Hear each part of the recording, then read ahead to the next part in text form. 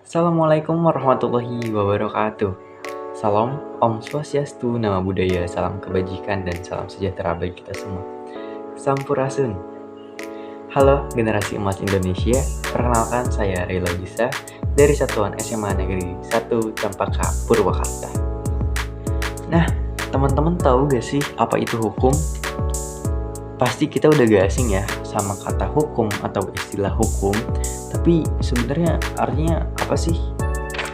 Nah, menurut Kamus Besar Bahasa Indonesia, hukum merupakan peraturan atau adat istiadat yang mengatur lalu dikukuhkan oleh penguasa atau pemerintah, yang dimana di dalam hukum ini terdapat undang-undang atau peraturan perundang-undangan yang dimana tujuannya ini agar bisa atau dapat mengatur perilaku kehidupan masyarakat.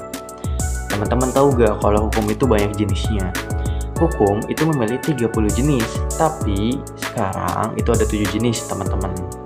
Dibagi berdasarkan yang pertama itu berdasarkan sumbernya, yang kedua berdasarkan bentuknya, yang ketiga berdasarkan waktu pelaksanaannya, yang keempat berdasarkan tempat pelaksanaannya, yang kelima berdasarkan cara mempertahankannya, yang keenam berdasarkan sifatnya, dan yang terakhir yang ketujuh itu berdasarkan isinya. Teman-teman penasaran gak apa aja? Yuk kita bahas. Nah, hukum yang pertama yang berdasarkan sumbernya itu ada 5. Yang pertama berdasarkan atau bersumber kepada undang-undang, di mana hukum ini adalah hukum yang terdapat pada undang-undang atau peraturan perundang-undangan.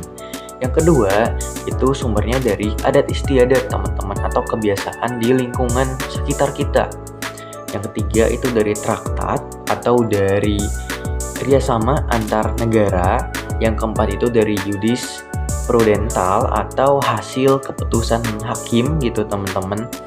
Dan yang terakhir itu dari ilmu hukum atau ilmu dasar hukum dari pakar atau penyuluh hukum.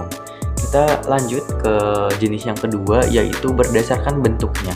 Nah, berdasarkan bentuknya, hukum itu dibagi menjadi 2. Yang pertama adalah hukum tidak tertulis dan yang kedua adalah hukum tertulis.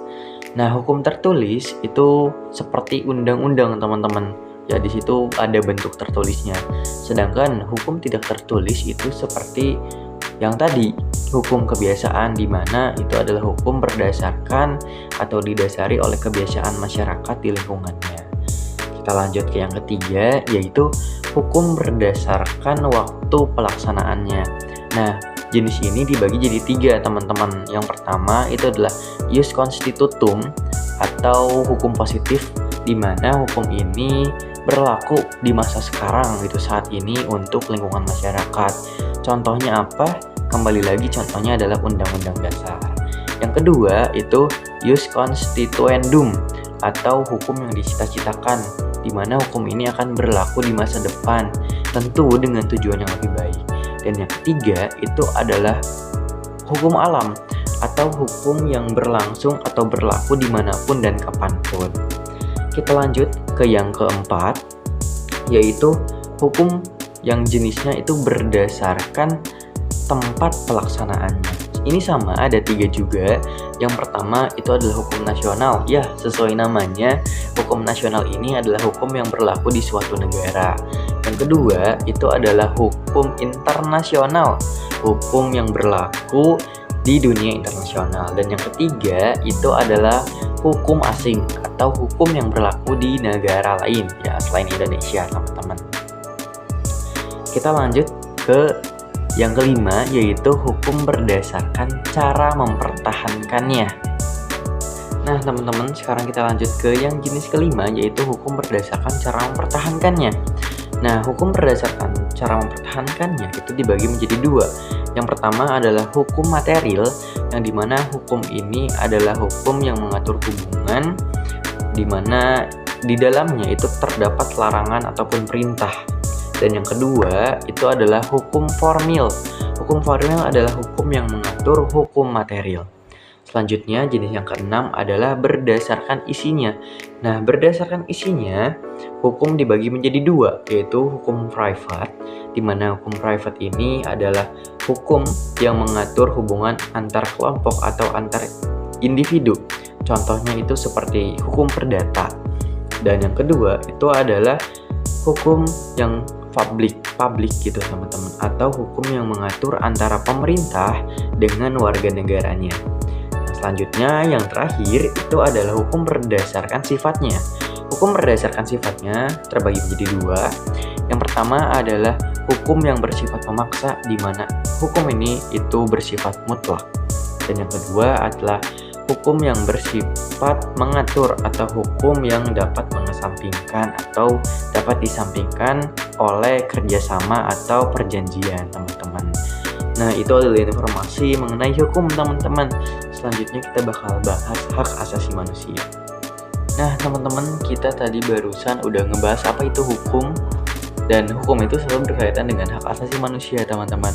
Sebenarnya hak asasi manusia itu apa sih? Kenapa ada hak asasi manusia?